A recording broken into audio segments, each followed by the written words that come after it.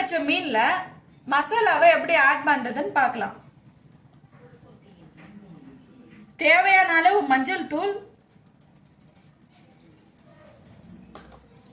உப்பு தேவையான அளவு, இஞ்சி பூண்டு விழுது, மல்லித்தூள்,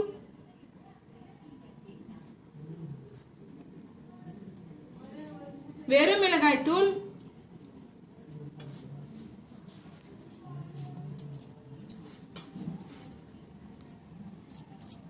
மிளகுத்தூள்,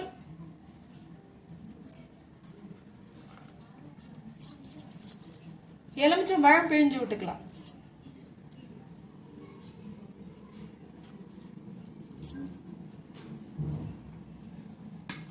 இப்போ எப்படி மசாலா வந்துட்டு மீன்ல கலக்கிறதுன்னு பார்க்கலாம்.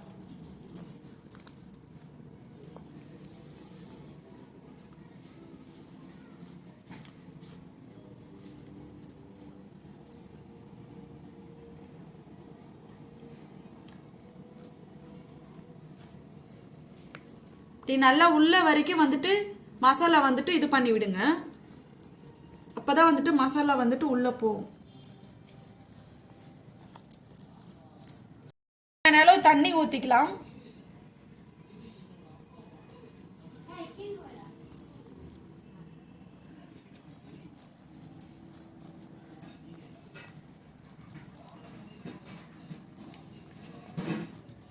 இப்போ அப்ளை பண்ணிக்கலாம் மீன்ல.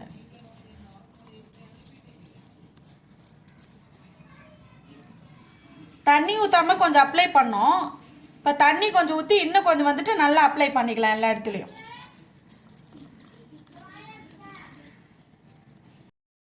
ஒரு 5 நிமிஷம் வந்துட்டு மசாலா வந்துட்டு மீன்ல இறங்கட்டும். அதுக்கப்புறம் தோசை கல்லில் நம்ம வறுத்துட்டு வாழை இலையில வந்துட்டு மீன் பொழிச்சிடலாம். எதுக்காக அது மாதிரி பண்றோம்னா, வாழை இலையில மீன் வந்துட்டு பொழிக்கும் போது ரொம்ப வந்துட்டு டேஸ்ட் நல்லா இருக்கும். அந்த இலையில இருக்கிற வாசனை டேஸ்ட் எல்லாமே மீன்ல வந்துட்டு வரும். அதுக்காக அந்த மாதிரி நம்ம பண்றோம். கடுகு பொரிஞ்சிச்சு, கருவேப்பிலை போட்டுக்கலாம், வெங்காயம் சேர்த்துக்கலாம்,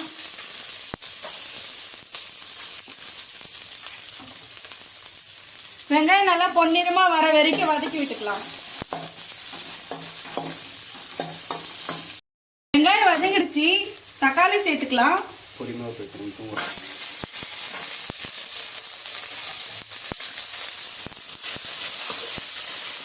தக்காளி நல்லா வதங்கணும். ஒரு 2 நிமிஷம் இப்படி வதக்கி விட்டுக்கலாம். தக்காளி வதங்கிறதுக்கு தேவையான அளவு உப்பு போட்டுக்கலாம்.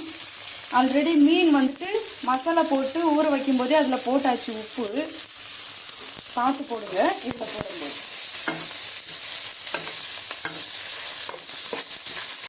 நல்லா வதங்கிடுச்சு. வெறும் மிளகாய் தூள் 1/2 ஸ்பூன் போட்டுக்கலாம். மல்லித்தூள் 1/2 ஸ்பூன், மிளகுத்தூள் 1/2 ஸ்பூன். இது எல்லாமே நல்லா வந்துட்டு கலரி விட்டுக்கலாம். வந்துட்டு தக்காளியில் வந்துட்டு ஆட் ஆகிற மாதிரி வந்துட்டு நம்ம கலரி விட்டுக்கலாம். ஒரு நிமிஷம் கலரி விட்டுக்கலாம். நல்லா மசாலா கலந்த உடனே மீனில் நம்ம அப்ளை பண்ணி இலையில வச்சு மடித்து பொரிச்சு எடுத்துக்கலாம்.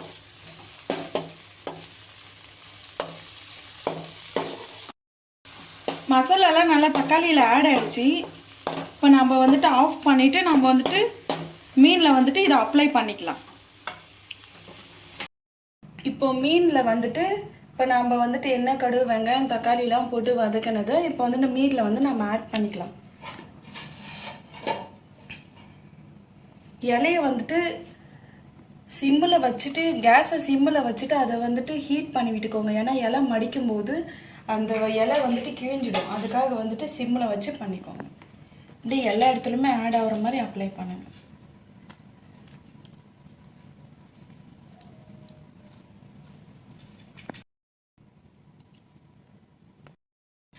ரெண்டு சைடுமே மசாலா அப்ளை பண்ணியாச்சு. இப்போ நூல் வச்சு கட்டிட்டு நாம் இதை வந்துட்டு பொரிச்சு எடுத்துக்கலாம்.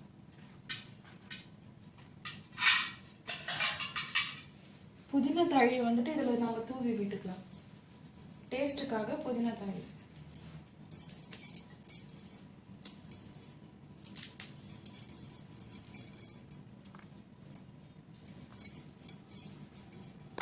கருவேப்பிலை. இப்போ நூல் வச்சு கட்டிக்கலாம்.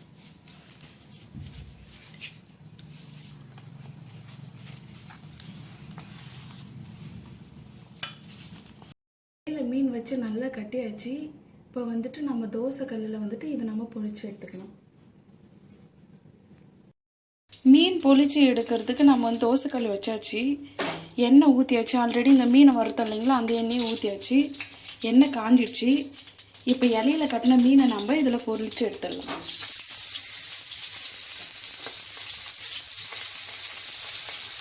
ஒரு 5 நிமிஷம் வந்துட்டு நல்லா வந்துட்டு வேகும்.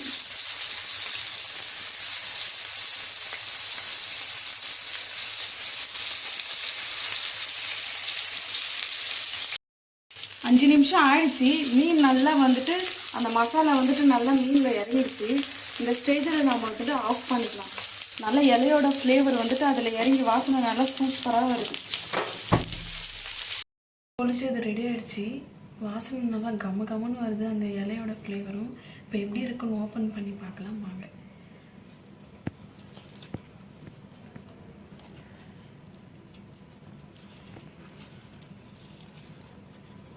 வாவ், வாசனையே சும்மா அட்டகாசமாக வருது.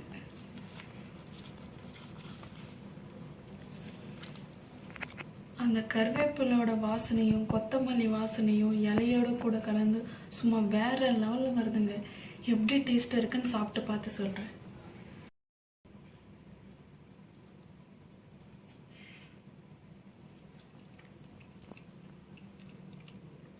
வேற லெவலுங்க, சூப்பராக இருக்குது. இந்த வீடியோ உங்களுக்கு வந்துட்டு ரொம்ப ரொம்ப யூஸ்ஃபுல்லாக இருக்கும்னு நினைக்கிறேன். நீங்களும் உங்கள் வீட்டில் ட்ரை பண்ணி பாருங்கள். பெரியவங்கலேருந்து சின்னவங்க வரைக்கும் நல்லா விரும்பி சாப்பிடுவாங்க. அந்த அளவுக்கு அட்டகாசமாக இருக்குது. ட்ரை பண்ணி பார்த்துட்டு தூள் சமையல் சேனலை மறக்காமல் லைக் பண்ணுங்கள், ஷேர் பண்ணுங்கள், கமெண்ட் பண்ணுங்கள் அண்ட் சப்ஸ்கிரைப் பண்ணுங்கள். தேங்க்யூ.